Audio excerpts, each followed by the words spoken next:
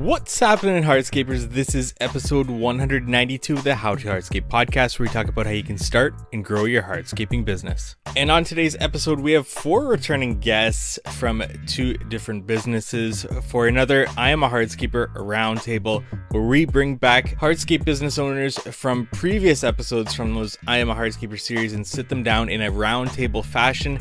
And this one is going to be great if you are in a partnership or are considering a partnership or just in business in general, because we have DTE and NRX landscaping on today's episode. And if you need bookkeeping, accounting, CFO services, you should be reaching out to Cycle CPA. They are at cycle_CPA on Instagram or cyclecpa.com. We'll be talking more about them later in today's episode, as well as the How to Hardscape headquarters software. If you need a software solution this year in your business to help you budget, estimate, and so much more, we are going to be onboarding users very shortly here in February. So I'm really excited about that. And we'll be talking more about the headquarters software. And without further ado, let's get into today's episode. Today, we're joined by 4 returning guests on the How to Hardscape podcast, the I Am a Hardscaper series, where we bring on business owners and do a deep dive into their business. And now we've got a roundtable with Nick and Rocco from NRX Landscaping and Jeffrey and Chuck of DTE Landscaping. So really excited to have these guys back and to do this roundtable. Guys, thank you so much for joining us here. Thank you for having us. Let's get started, because I organized you guys specifically because you have partners in business, you into partnerships. And I figured that this is a good jumping off point to talk about what it takes to be in a partnership, the struggles, the easy things, the benefits, and the I guess struggles that go along with this. Let's start with the positive side of partnerships, guys. What are some good things that come about with entering into a partnership, and what did you look for, at least when it comes to joining in a partnership here? Whoever wants to take that.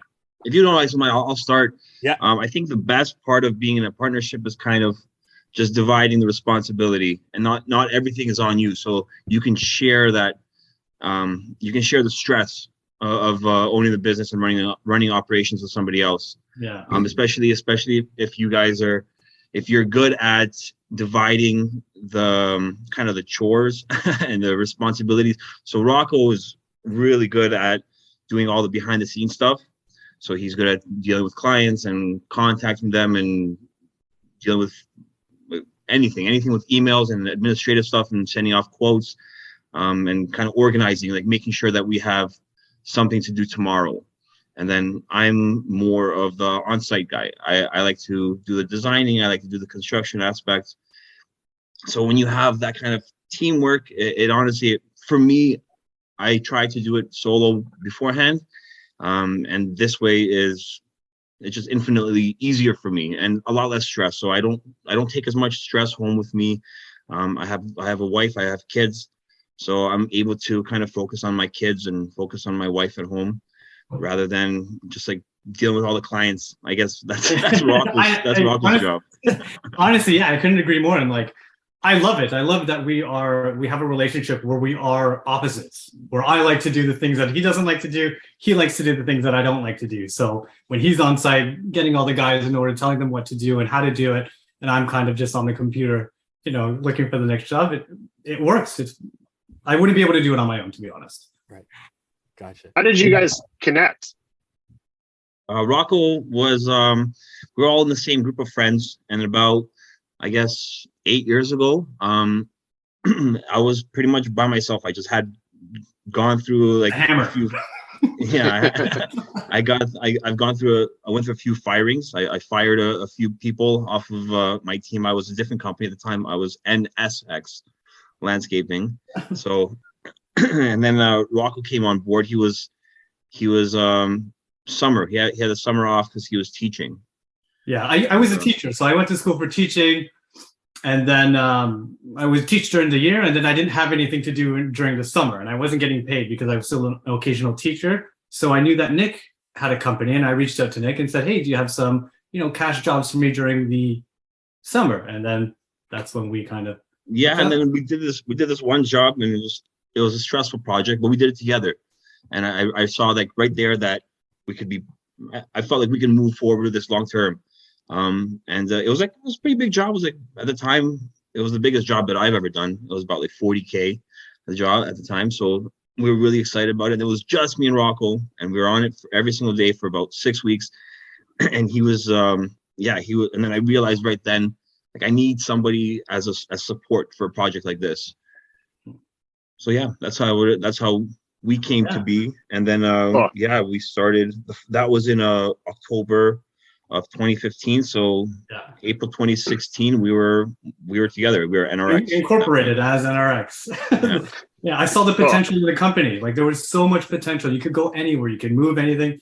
And like I saw, there was way more potential than teaching. And I loved it a lot more. Being outside, working with your hands, and there's infinite growth you can do. Nice. Yeah, and now that you say that, I think I remember hearing you guys' story on this podcast too. So it's all kind of clicking. Oh, right on. But yeah, I mean, you really hit the nail on the head too. Like the best part about the partnership is being able to divide and conquer, right? And utilizing each other's skill sets in helping this thing grow, and delegating, taking on different tasks for each other. Jeffrey and I were best friends. We started out as best friends before we even got into this business. So we already had a great relationship prior. And there's some ups and downs for sure. For the first while, we were trying to do a lot of the same together. And it kind of got to a point where we're like, we got to figure out how we can kind of split, how we can utilize each other's skill sets, and how we can really kind of maximize the capacity that we have to make this thing run and grow as best as possible. Mm-hmm. And through, last year was our 10th year in business. And about 3 years ago, we rebranded and kind of had that shift. And ever since then, we've really excelled, kind of giving each other our freedoms to kind of do, what we need to do. And it's worked out great for us. Mm-hmm. Yeah, it's kind of the freedom aspect is really helpful, especially if things come up and you have to leave, and you can always count on the other person kind of taking control of your position as well. So like Rocco, if need be, he'll take. He's fully capable of leading a site, a crew. So he's not just talented with his administrative stuff. He's got a couple blisters on his hands. Yeah. And Nick, and like you guys said, it's like another major part of our relationship, Chuck and I's, is we have built such a strong trust and relationship before our business. So we kind of have our best interests, each other's best interests at heart at all times. We've got a good family relationship with each other, and our wives all get along, our employees. So it's kind of a very like wholesome way of like taking care of each other, and we're all in it together. So the trust is huge for Chuck and I in growing our business and continuing in the direction that we're going. For sure. Mm-hmm. Yeah, that's a good. And point. I'm like Rocco. I like to deal with the clients. I like to sell and keep the communication going and keep things running on the back end. And Nick, I'm like you, hence why we get our hands dirty. Podcast. Yeah. Set the landscaper up to try to figure out how to get onto a Zoom podcast. No kidding, right? Oh man. I had to email myself so I could open the link on a computer. I'm like, I'm not gonna be holding my phone like this for the next 2 hours. So it seems that you guys have complementary personalities, and you have separate roles. That I want to ask you, how did those roles become defined? Like after meeting each other, starting your businesses, how did you know coming into that hey, this person's going to be good at this and I'm going to be good at this, these are our roles? Or how did those roles kind of evolve over time? You know what, I think sorry guys, I'm just gonna jump in. Yeah. when Rocco and I started, I think it was pretty evident the things that I was missing. So, and then Rocco, he created a really good value proposition where he kind of explained that he could take care of the things that I'm not so good at. So he says he saw that I was unorganized, And then unorganized. You see my truck; it's a mess. And then Rocco was very tidy, and like he folds his clothes and stuff. Well, I mean, I would say when we first started, it was kind of just like, because we started fresh. We went door to door, and we didn't really. I feel like we didn't really have like our distinguished roles at that time because we didn't have really any employees, like full-time employees. So we were just like, I think they kind of molded into our separate roles throughout time. I would say. And I would say we're still defining our roles as well. Yeah, for sure. We go. Yeah, we kind of talk about it every year. It says like, what can I do better? What can Rocco do better? What am I not doing enough? And this end of things, can I? If you're working too much, if you're kind of overwhelmed with your side of things, do you need me to help? And vice versa. Definitely. Yeah, for us, it kind of happened naturally. We when we had our rebrand, up until that point, we were doing a lot of the same stuff together. We were doubling up on a lot of things, or a lot of wasted energy. We were kind of button heads. And when we rebranded, we got a new software system. We brought on a consultant, and just all the things kind of like fell into place. And with that, having a little bit more organized system, we had to have a little bit more organized hierarchy. And it was like, okay, how can we figure out how to utilize Jeff's skill sets best? How can we figure out how to utilize my skill sets best? And just kind of naturally, with the projects that we had, the processes that we brought on, we kind of just divided and conquered. And I was like, right on, do your thing. I'll handle my business. And that's kind of where that freedom really came into play. And that's been huge for us. How did the consultant help you guys out? Well, I think we both kind of knew what roles we needed to take too. We knew. And it was like just owning that and understanding that there's some responsibilities that you may or may not want to take on, right? Yeah. And then bringing on the consultant was huge. We did a character analysis test, and remember what that was called, Chuck, directly? Yeah. And that helped us a lot, because that kind of helped define our roles and our position in the company a little bit more. Again, it's like we both knew where we needed to go in the business and where our strengths were, but this character analysis really helped us kind of pinpoint it and focus on that. Do you remember what it was called? Yeah, the predictive index. Predictive index. Yeah, we've never even considered that. That's it's interesting that you guys did that. It's never even come up in my mind to hire a consultant. So we did the virtual H&A the year of COVID, and we took all the classes through H&A, and we met a guy, George Orvari from Oriole Landscaping, and we wanted to implement LMN into our business. So we brought on LMN, and we realized that it was a beast. And George had done a presentation about helping consult or implementing LMN for small business in our industry. And so we reached out to George, and he helped us develop our whole entire estimating system. And it's thorough, it's deep. We put a lot of energy into it, but that's kind of where the natural pieces fell into place. We got LMN implemented, and then it was like, okay, what's the next step? Okay, who's going to handle the estimating and sales? Okay, who's going to handle the operations? Okay.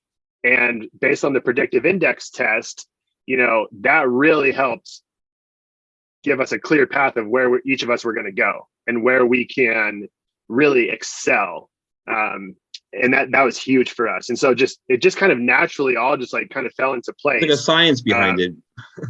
Yeah, absolutely. And the predictive index is really cool. We took the test, and we haven't done much more to it, but you can have your employees take it. You can help define roles within your company. It's really fascinating. Interesting.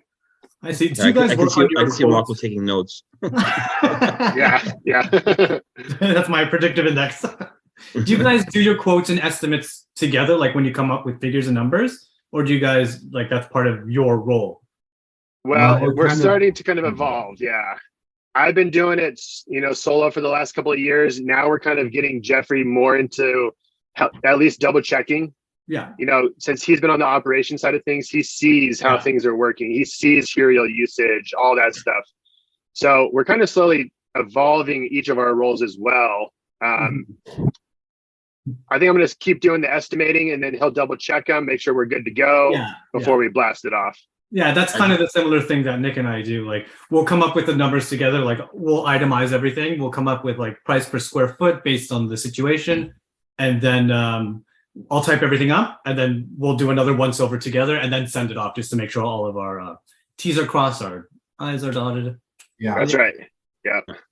Yeah, there's always a few things that get overlooked whenever you do that. So that's, I think, one huge thing that's going to help us this year. Especially if you, like Jeffrey, if you're better at, more involved in the construction aspect, and you know the difficulties of doing a particular job, that should be priced accordingly.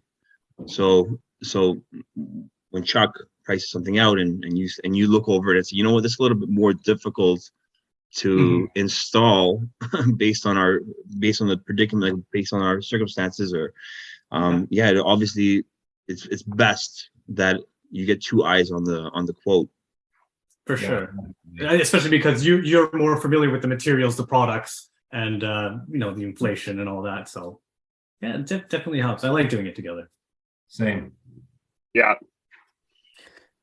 So especially I want to talk about struggles that you have in partnerships, and maybe things that you don't see eye to eye on. How do you come to a conclusion on that? Or have you ever had times where you felt like the other person wasn't pulling their weights? But we don't have to get into specifics on that. But how do you kind of come to a conclusion on that? Or even somebody taking over roles that are your roles and you feel like they're kind of stepping on your toes, anything like that.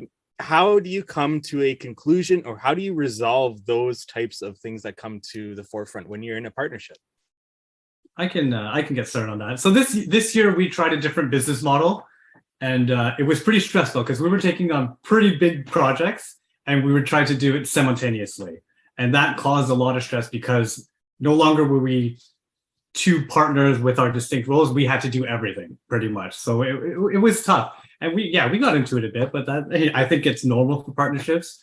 And I think one of the ways that we overcame that is we finished the season and we kind of just like sat down and we're probably not going to do that again. So I think a lot of the stress comes from how you manage your resources and how you lay out the jobs and your business model. Like, I think this year is going to be a great year just because now we know that business model that we tried last year is not going to work.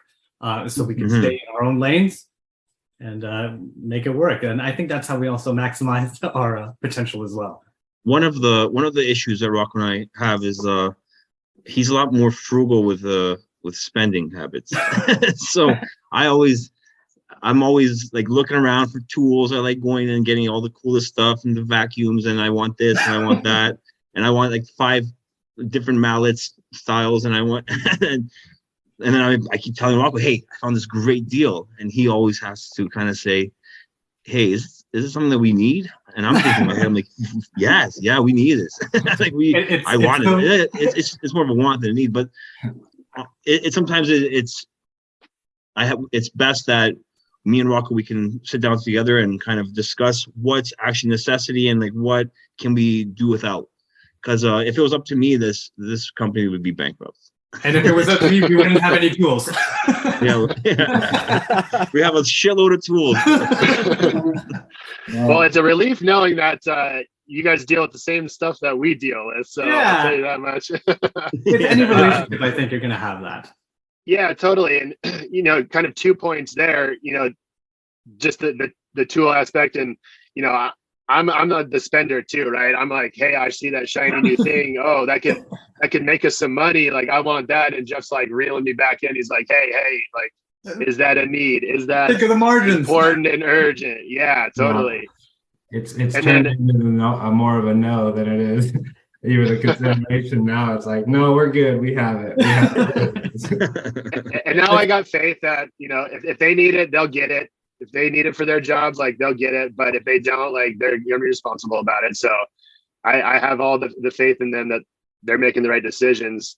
But then the first point that you brought up, Rocco, just the model, right? And the types of projects that you're chasing. And we had some struggles last year too with that, because, I kind of wanted to chase the big grand projects that were cool and have all kinds of crazy features and a bunch of subcontractors. And it really kind of bit us in the butt last year because they're more challenging than our teams were able to complete. We had a handful of subcontractors that we had to manage. Yeah. And then running 2 or 3 of those at the same time, it was just like a juggling act all summer.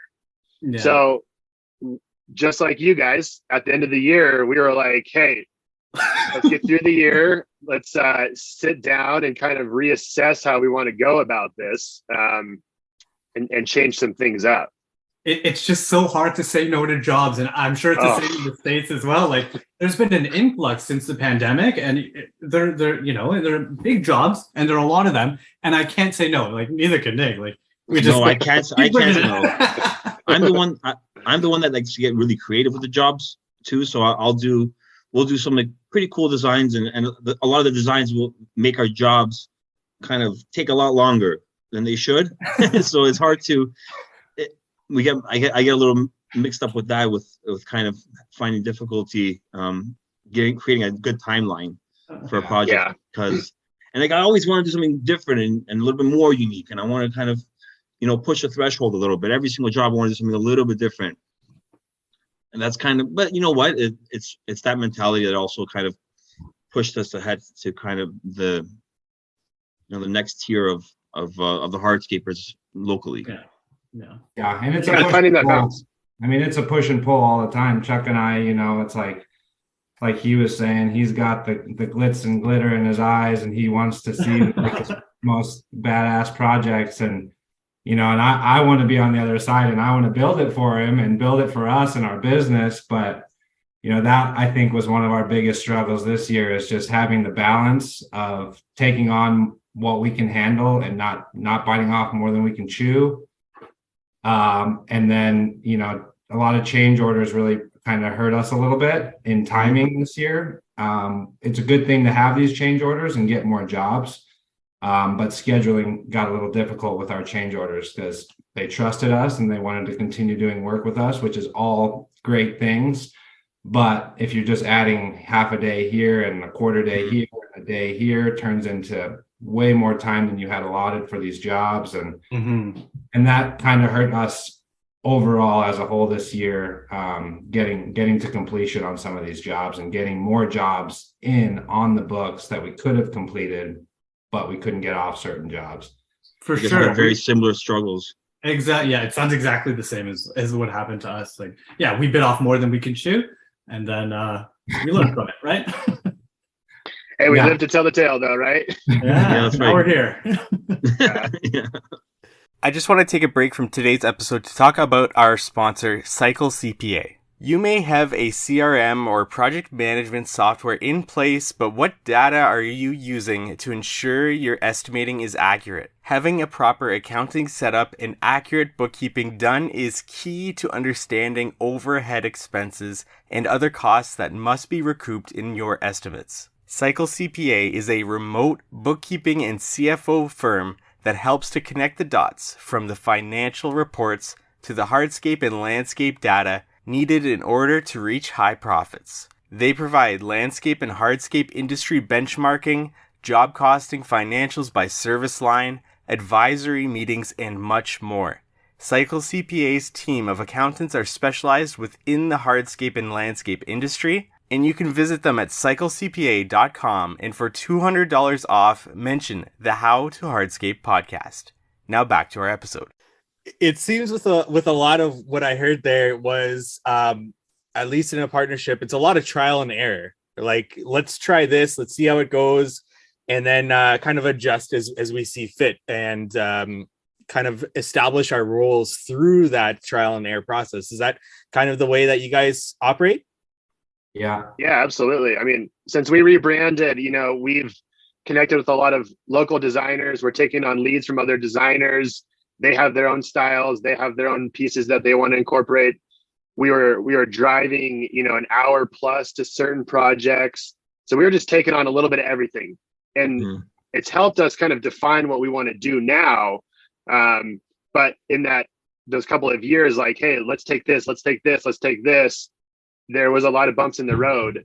And now we're going to kind of reassess that for sure. You see, I don't even know if there's a point. Like, I don't think right now, if somebody were to call me and say, hey, I have this really great project, but it's an inconvenient one. I don't know if I could, even now, knowing what I know, I don't know if I can say no to it. I did not expect We'll that. just schedule it differently. Like I know. I like. Yeah. It's just it's hard. Like you see the end result, right? And it's irresponsible. That's why Rocco's there. Yeah, we did. What we learned is how to schedule properly, especially with these large, because we just started doing pools this year, and we didn't like that was unfamiliar territory as well. So we didn't understand, the logistics and how long it would take, the time frames. So I mean, maybe next year we'll just allocate more time, better scheduling. And I think that'll alleviate a lot of stress.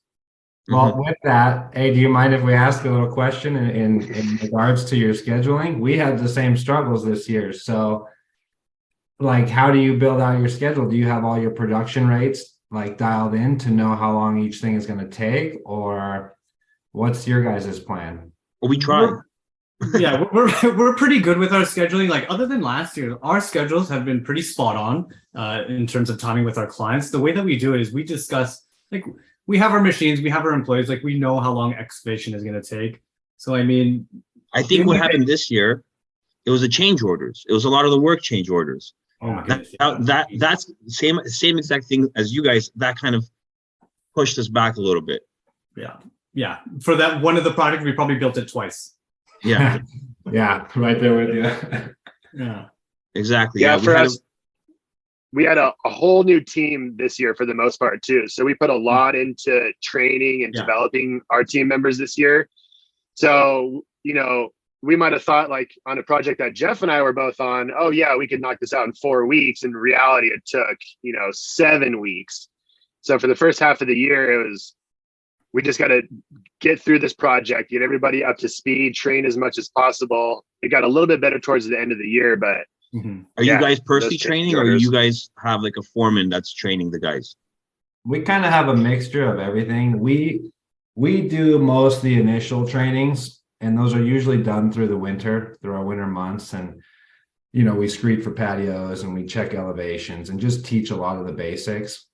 Mm-hmm. And then any opportunity we get with our local reps or vendors or distributors who are doing trainings, we always try to get our team in there, whether it's both foremen, or if we have the capacity, we send the whole team.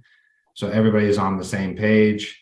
But our goal is to get all of this training instilled in all of our guys now, get everybody 100% up to speed, and then kind of pass that training off to our foreman, who will then train the new people coming up and kind of give it a system like that. Yeah. A friend of ours he had brought up this idea of the winter time being kind of like spring training, right? I'm a big baseball fan, so this stuck with me. But winter is like spring training, right? We'll have projects. We know that they're going to go a little bit slower than normal, but we really need to emphasize, not making any mistakes, taking our time and doing it right. And if you don't know something, like, let's learn now, because come spring, it's go time. Come spring in the regular season, like, it's go time. Like, we can't have any slip ups. We can't have any, major errors. So right now is the time to get up to speed, to learn. And we do a pretty good job of that. We got to make money at the same time too, but we also want to put a lot into the development of our team members. Are you guys fully staffed right now, like at this time of the year, or are some guys off? Yeah, we're fully staffed. Yeah, how's your turnover rate? Because I'm thinking, if we were to invest in training during the winter time, I don't know if I would trust every one of our employees to come back. So then it's kind of wasted training. Like, are you, like, the way that you hire people? They're on site. They're training them on site. I see. For the most part, up until last year, we had a lot of turnover every year because we were being reactive when we were hiring. So we were hiring the wrong people. We weren't putting as much into, bringing the right people on board. Last spring, we really put a lot of energy into hiring the right people, culture first, and everybody really has bought it. And we are like, that's our biggest win of last year for sure. I mean, and Jeffrey can attest to this too, but good people are hard to come by. Oh man, are they? Yeah. We pay above market value, I think, but at the same time, like we put a lot into them. We take them to H&A, we take them to trainings, like we take care of them, but they all came back. We gave them 2 weeks off during the holidays. Yeah. And every single one came back. And so we are super grateful for that. Yeah. What's worked for us is we kind of we have a few really good guys, and then we just let them hire their friends, more or less. And we find that works the best when we have a group of team, like a team they're all friends to begin with. It kind of has a few like downsides. They get a little bit too social at work, but it's better off. We're better off that way, especially. I think so too. It kind of puts the onus on whoever hired them, and it's kind of their responsibility. So they kind of make sure they guide them and then train them. And then, I mean, we're always there to supervise and help, but it's nice to see when the employees are helping each other and training each other and then like actually looking out for each other, which is nice. What size of crew do you guys find is the best? About 5 guys on a site, depending on the kind of site. Like there's certain sites that no more than 3 guys. But and then there's sites that we've had, including subs and everything, we've had like 15 guys on site. It was absurd.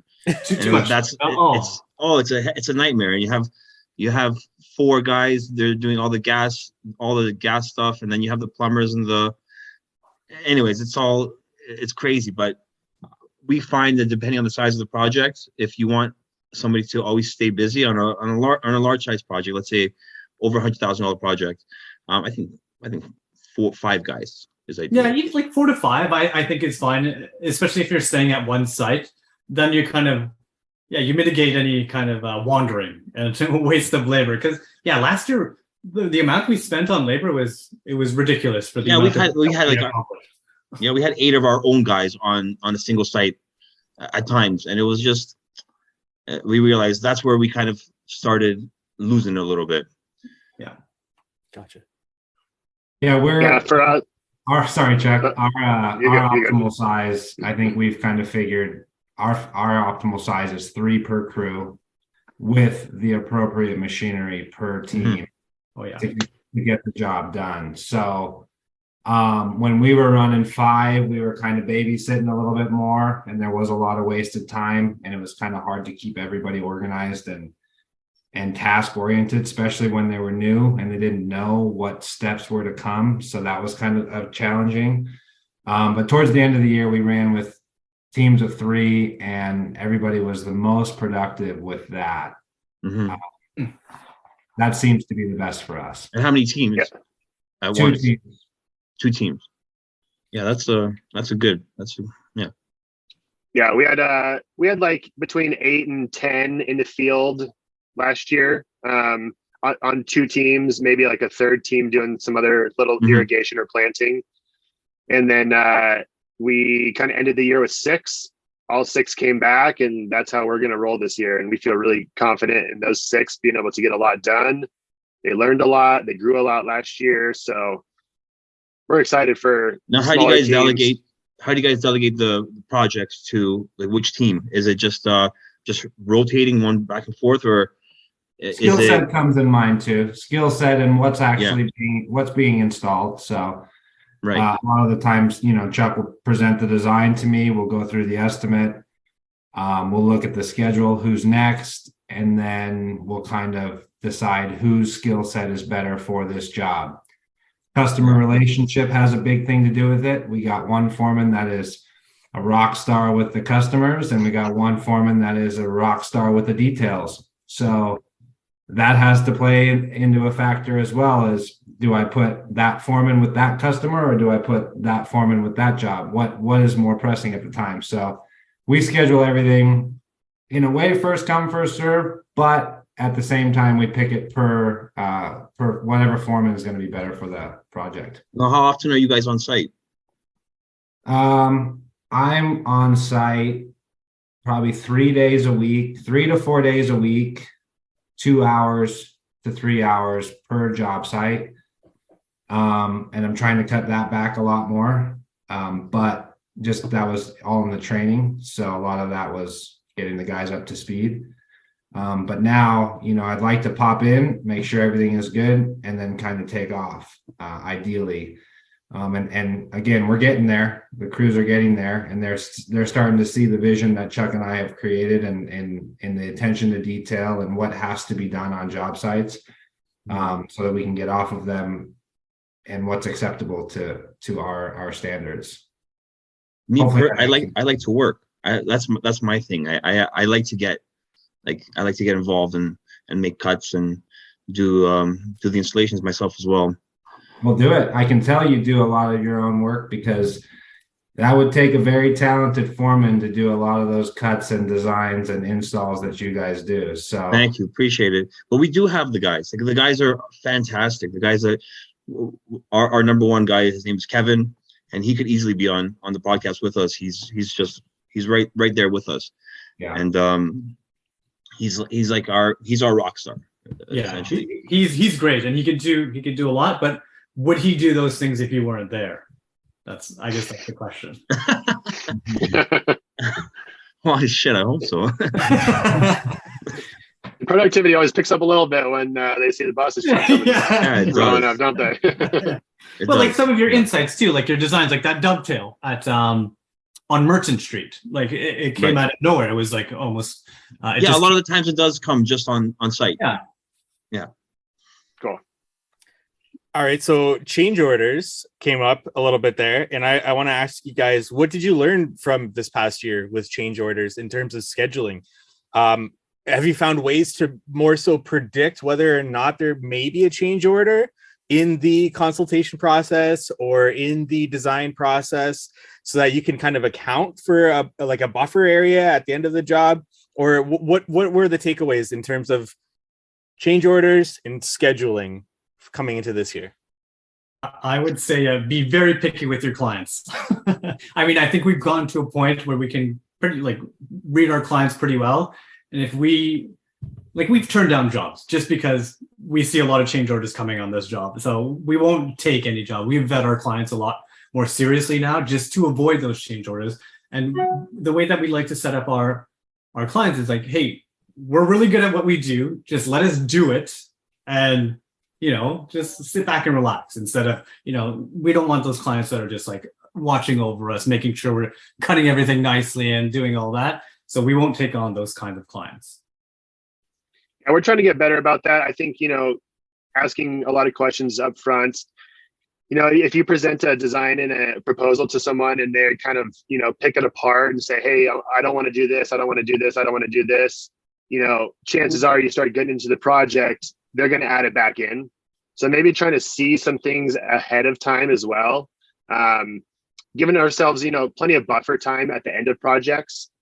Or, this year we're gonna change kind of our process up a little bit. If there's a change order, we're gonna have them sign off on it right away. They're gonna pay for it right away. Yeah. And hopefully we can wait till the very end of the project to get it done, or they're gonna have to wait until a later date, because we have to get to the next project as well. We're not trying to be transactional about this, but at the same time, we have to respect what is next in the schedule. We have to respect people's deposits and them waiting for months down the road too. Yeah. So we're kind of feeling that out as well. I think the buffer room is really important.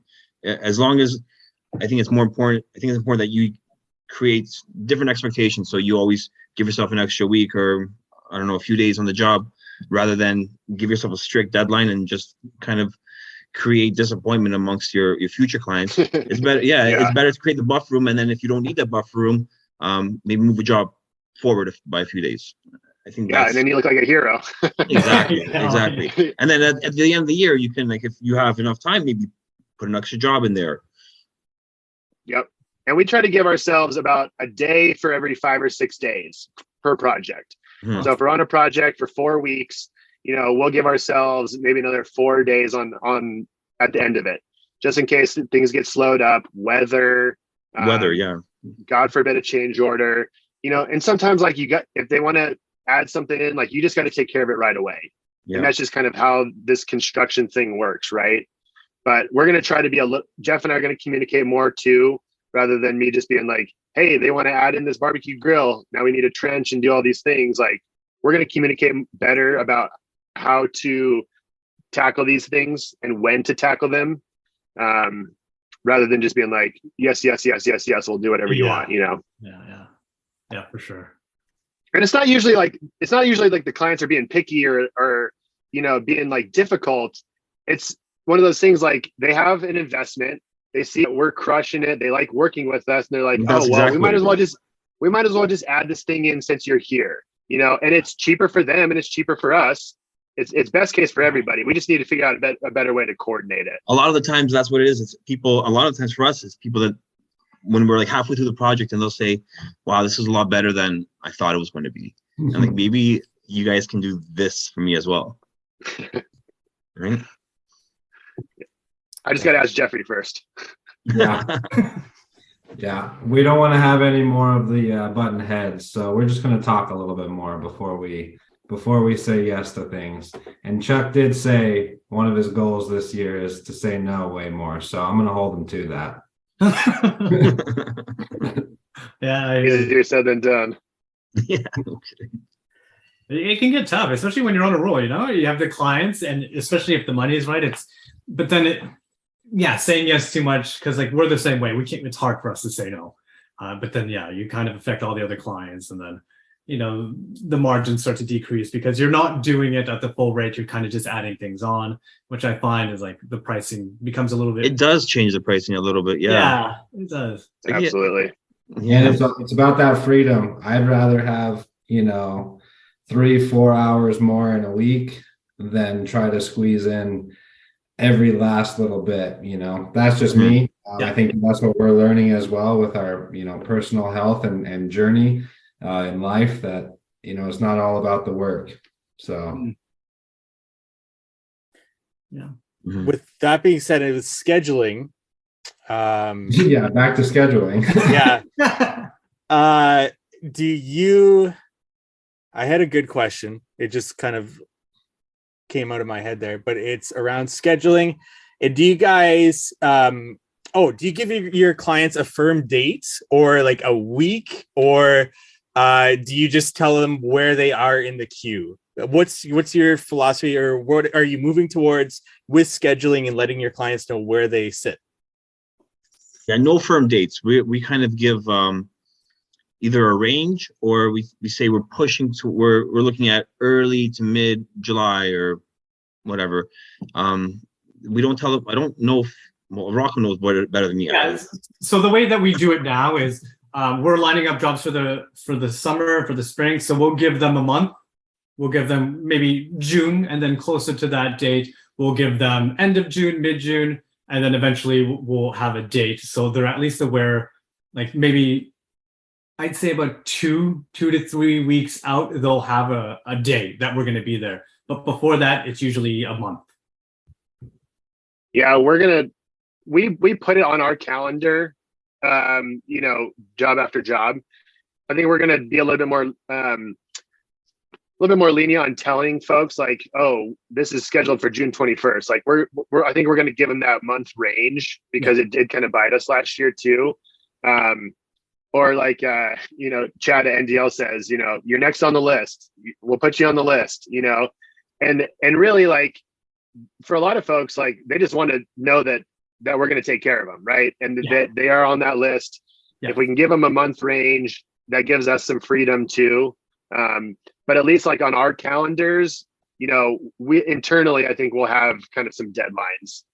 Yeah. I think we started doing that last year as well, where we'll just say, we're finishing up this job and then we'll be on to you, or you're next on the list. But, it's the same thing. Just say, yeah, you're on the list. We hear you. Make them feel good. Yeah. Yeah. We'll get there. I promise. Yeah, promise. Okay, guys. Outlook for 2023. what are you thinking in terms of work, and how much work do you have lined up versus how much you think work or leads are going to come in compared to the last couple of years? And does this affect your business strategy, your business plan in any way going into 2023? Just outlook for 2023, and how does this affect your business?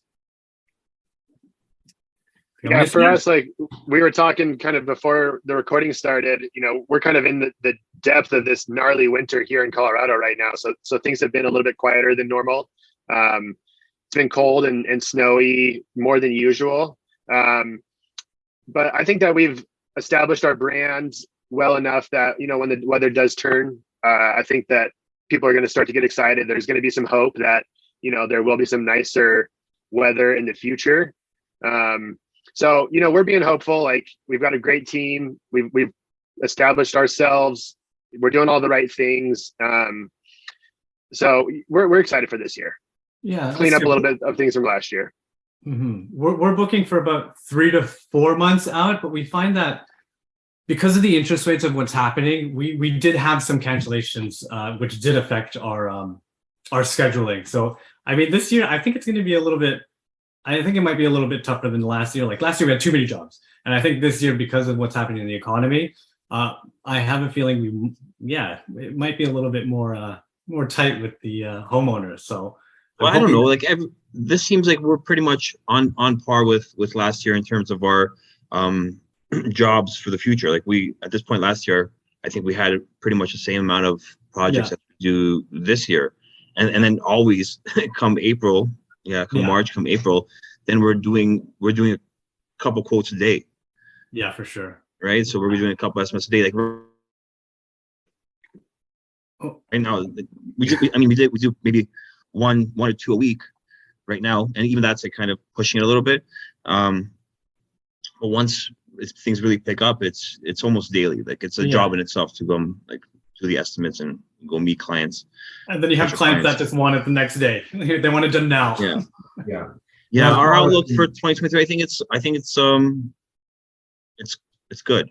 I think we're going to do as better than last year. I think so too. I think our margins are going to be a lot better. Margins are going to be a lot better. Our net is going to be higher, and I think the quality of the projects, the designing of them, is going to be. I'm always trying to push that a little bit higher with every project, but like definitely with every year, I want to do new things and kind of get involved. Like last year, we started building pavilions and pools. So like we've done pergola stuff in the past, but now this year, past year we did outdoor washrooms, and then we kind of did this ourselves instead of subbing out the carpentry. Like we got involved in that aspect of the build as well. So we're learning different things that we could sell now as something that we do to potential clients. Gotcha. Great. Yeah, on that, I'll speak on, kind of where we are come January, February. I think we're on the same boat. Last year we were doing a couple jobs in the winter, and same with this year. We got our biggest job to date that we're currently working on, and that really sets us up for this winter to get through this winter without needing to book any additional work. And then come spring, we can really hit the ground running. And again, with Chuck and I dividing up more roles, always getting new leads. So now him and I can divide and conquer and take a little bit more on there, which will help Chuck in the sales. So we're optimistic as well. We think that 2023 is going to be really good, especially with where we are with our team. So, we're very optimistic, and, Mm-hmm. How do you guys do your advertising? Like, do you do any advertising? Well, that's a great question. Up until this point, we really haven't done much at all. We rebranded, our brand kind of speaks for itself. A lot of our work is word of mouth. We've done a really good job networking with local designers. But this year and right now we're making a big push for marketing in general, networking with builders, other tradesmen, more designers. We're going to hit the digital marketing scene pretty hard this year. And not just because of kind of what's looming, but just naturally we want to start, being able to target the clients that we want, right? The areas that we want to work in, the demographic where we want to be. And so we're a little bit late to that game, but this year we're gonna hit it hard. We're doing a lot of SEO work, a lot of digital marketing. So hopefully that's going to be a big push for us, and just lead generation. And then also being able to kind of pick and choose a little bit more. We're in a big market, and it's a good market. Hopefully the downturn won't be as severe as other areas, but this is going to give us an opportunity to work close to home, work on the projects that we want to work on, work for the folks that we want to work for, and really just kind of simplify a lot of the things that we're doing. Mm-hmm. I found like most of our, well, pretty much all of our clients are all word of mouth, but we're looking into doing some advertising, and we've done it before. What I found is that you can get a bunch of people just getting quotes, collecting quotes, so they can just use it against other contractors. And then you have, I don't know, I didn't like a lot of the leads from, like, for example, Homestars. We got a lot of leads from Homestars when we first started out there, and they would just send us anyone like from wherever. And it wasn't our type of clientele, it wasn't our niche. So I'm just trying to figure out how do we hone in on the demographic and the location that we want. Yeah, we've, kicked around, Angie's List and various lead generation sites. Mm-hmm. But again, like, they're just price shopping, right? They just want the lowest bid, whoever can do it tomorrow. Whereas we want to specifically get in front of the people that we want to work for. And it's not on a lead generation site. It's going to be digitally, through organic web search, through our website, stuff like that. Yeah. Mm-hmm. Hey, do you have a budget set for 2023? Are you starting the estimating process with a budget in place to ensure that you are recovering your overhead expenses, labor, material costs, profit, and other hidden expenses within your business? Do you know that you're making profit on certain projects throughout the year? If you're struggling with any of these things, then the How to Hardscape headquarters can help you this year. Check it out at members.howtohardscape.com or shoot me a message at howtohardscape on Instagram. This software will streamline processes in your business. It's going to help you budget, estimate, ensure that you are making profit on projects throughout the year, and help you adjust throughout the year. We're also going to be continuously improving this software to include more and more features, as well as the content that's already available to members right now if you're looking to train your employees as they come in. So once again, members.howtohardscape.com. The price will continuously go up as more features and as more content is offered over there. So there's never a bad time to get signed up with that. And with that being said, let's get back to the episode. Something that came to mind here as you were talking more so on the construction side of things, tight access. I know this is something that both of your businesses kind of come across here. What are some strategies? What are some keys to keeping that job site efficient in a tight access situation? For us, go ahead, Nick. Sorry, man, I keep doing this. That's okay. Go for it, man. I'll just say for us, we try to make sure we've got pretty lucky. We've had a couple projects that we had to create like ramps to go into the backyard. We had to go create ramps and like just to get the excavator in the backyard once, because it was so difficult. Like, we couldn't go running back and forth with even our like minis, like our smaller skid steers. Like, we just had to get the excavator in the backyard once so that we can start loading up wheelbarrows. Because like sometimes it'll happen that you have to use wheelbarrows. We like to use we have our Bobcat MT100s, and we like to use the small stand behind skid steers, and those are, for us, are probably our most used machines, a lot more so than our larger machines, the larger skid steers. We do a lot of residential backyard work, so we're coming in through the side of the house quite a bit, and then we need to make sure that we can fit into the backyard. And we usually have gates around 42 to 48 inches, and that kind of allows us to get the machine in the back. However, sometimes we realize that it's a lot more cost effective to use a product like Gator Base, where we don't want to excavate as much. We're going to lose money if we're going to have to excavate 12 inches here. So why don't we cut the excavation in half and then use a product like GatorBase, which has worked out pretty well for us. We've seen projects from, I guess, 4 years ago is when we first started using GatorBase, and it looked great. Yeah, I don't know how they build the homes in Colorado, but like here in Toronto, and where the places we like to work, the houses are maybe a meter apart in some areas. Like you can't do anything. And like some of the houses have only access on the other side in the backyard. You have to come through and like take down gates. I was looking at your Instagram profile, and it looks like you guys have a lot of room to work with where you can just rummage your machines. But in Toronto, it gets tight. Yeah. That's how, I mean, we essentially started like those jobs in Toronto. Everything was in the city. Yeah. So we had to balance like, oh shoot, here comes the trash truck. Let's make a lap. Everybody go through the alley and then follow the trash truck back in. Yeah, we did that. We're trying to get away from those small jobs, at least small access. The biggest benefits for us have been all the small machines, like Nick said. That's, one of the most important parts. Any of those small machines that can fit through a gate. The buggies have been a huge game changer for us, being in productivity, getting those materials back and forth. And I think another thing to help with production on those small jobs is a lot of the times we were trying to fit through these gates, and if you just take 3 steps to the right or to the left, you might be able to rip a whole panel off and then just rebuild that gate when you're done, or that fence in 4 weeks. So, just knowing that, taking the fence apart and not driving through the gate as much anymore, or driving over their sidewalks because it's just causing more work. Those little machines going over it 100 times is going to break that sidewalk. So, learning from your mistakes and being more efficient. But I think taking those, taking fence panels off is huge. It takes a little bit of extra time, but not having to worry about hitting fences or getting your machines back and forth.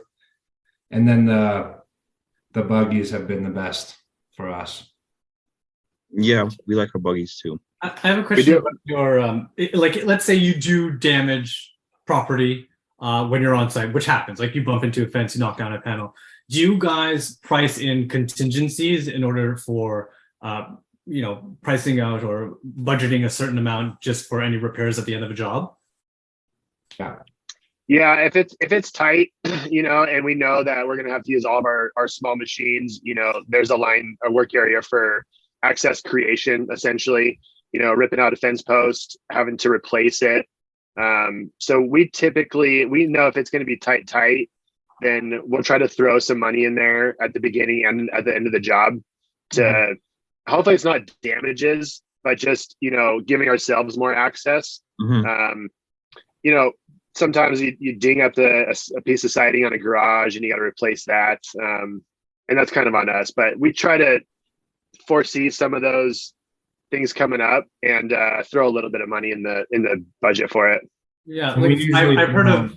Sorry, go ahead, Rocco. We usually also throw in like 2 or 3 ground protection mats. Yeah, all in anticipation of maybe that needs to rest against the house, or maybe you need it for one crossing, but if it helps save their yard. So we try to incorporate a little bit of that, stuff for our jobs. Yeah. We started purchasing some. Sorry, I've heard of some companies actually. We're partners. I've heard of some companies actually putting down 5% extra, and they would negotiate with the client saying, this is an extra 5% just in case, and then when we can pull out of that fund if anything were to happen. Let's say, I don't know, something unforeseen. Oh, I like that. Yeah, I mean, an unforeseen, say you're excavating a patio and there's a whole other patio, that will try to, we have an unforeseen clause to account for something like that, and try not to scare them with, an added cost up front. But, if you're excavating a wall and they built a wall in front of another wall, something that's completely unforeseen or unexpected, we just have to have that conversation with them. We have the clause in our contract.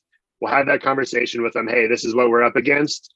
This is how we have to tackle this, right? It's no fault to either of us, but let's just work through it and get it done.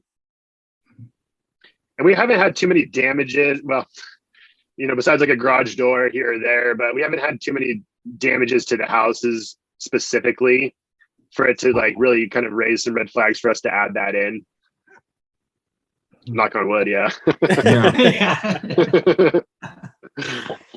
But it's funny that you say like you saw the Instagram and we have all this space. Like, I mean, a couple of projects a year, we have a bunch of space, but for the most part, we're working in tight access areas too, similar to you guys.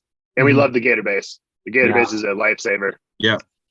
And the container truck has really helped. We have a truck where we can drop our containers and drop the bodies on the street, which keeps our whole unit a lot more compact. We're trying not to run trailers to those small jobs.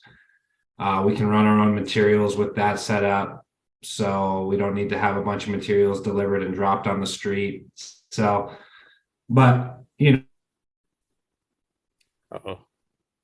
it's difficult to manage those jobs. All the moving pieces is really hard on the small projects. Definitely. All right, guys.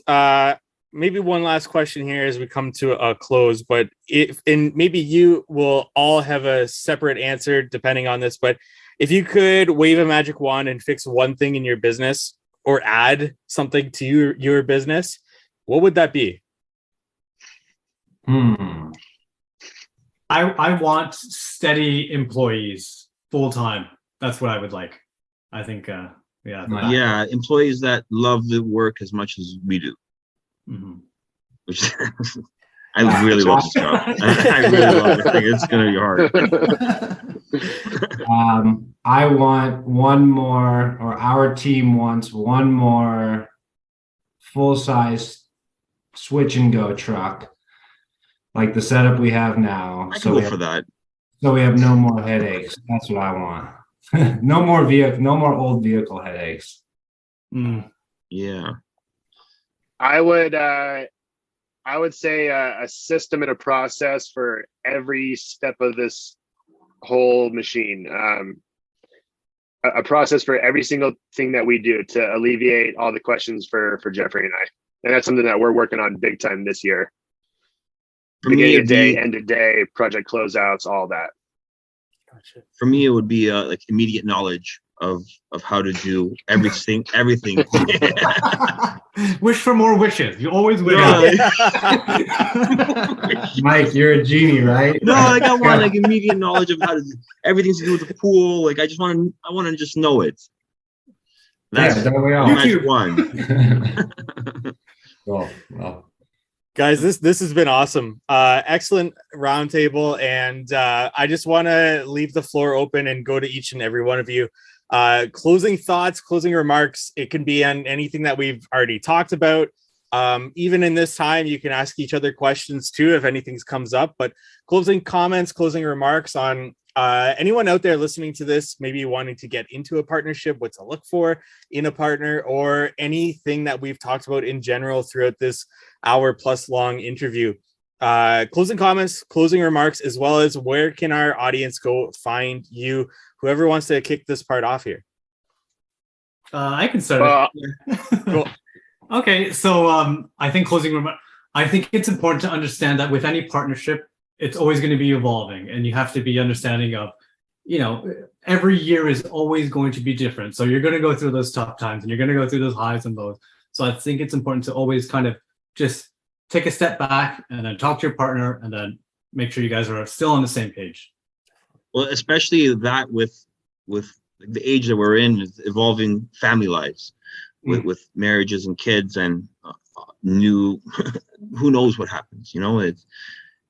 We're at that stage in our lives where things change every single year. So you have to have a partner who's can be there when you can't be.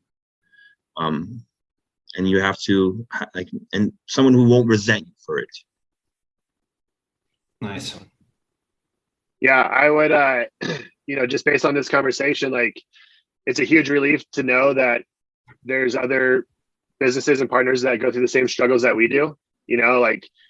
We try to showcase all the good things that are happening in our businesses through social media and through conversations with others. But at the end of the day, there's a lot of struggles that we all go through. There's a lot of bumps in the road. We're all going through these same things, right? And, there can be a lot of comparison done through social media and whatnot, but just knowing that having someone on your side, having a teammate to get through those tough times, is huge. And, communication cannot stop, even when you're in the depths of it, staying on top of those things. And, that's what's going to help you get out of it. So, having someone that you can really lean on is instrumental in getting through those tough times. Yeah.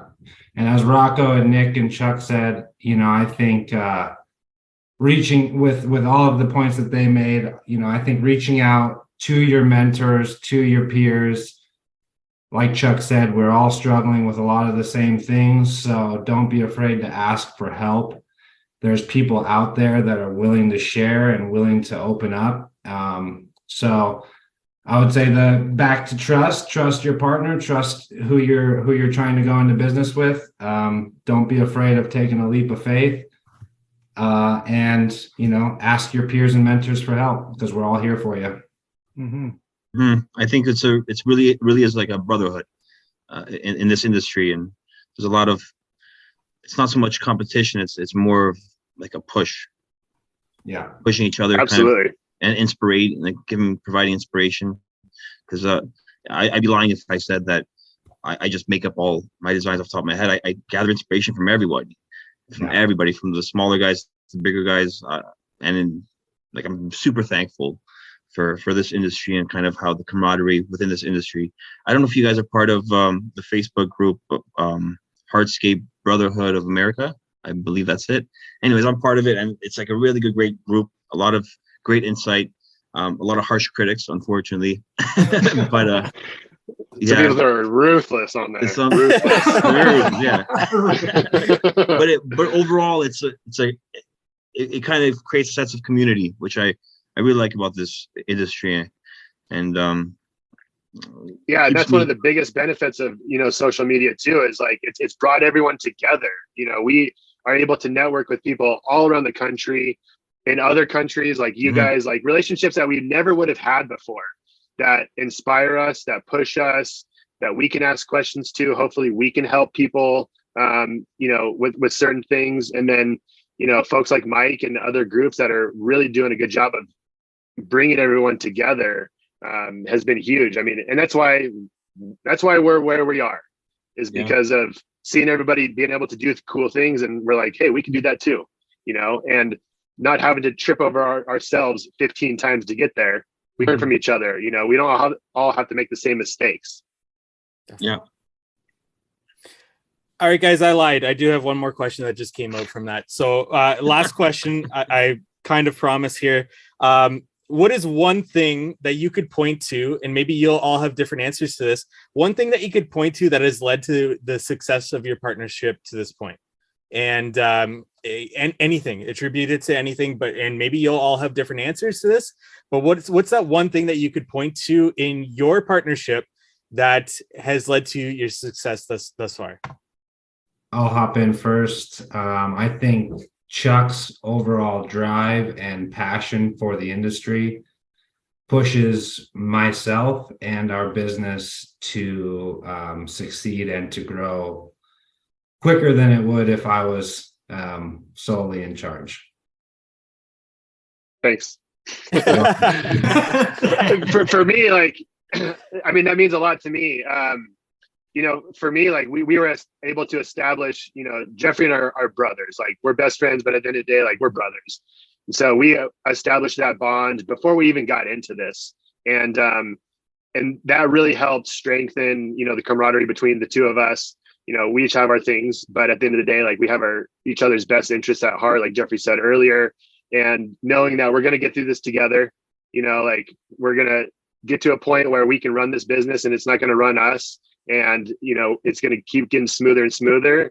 And hopefully it'll just keep getting better and better because of the relationship that we've developed, long time ago. Yeah, for sure. And I'd like to comment on two things. I think communication between us is really great. We're in, I think, maybe 5 or 6 different group chats together. And I think Nick's creativity, the way he looks at different projects and always wants to stand out. I think it's the standing out that really pushes us to succeed and really makes us stand out with other clients and other contractors. So yeah, the creativity is there. Yeah, I also want to talk about my creativity.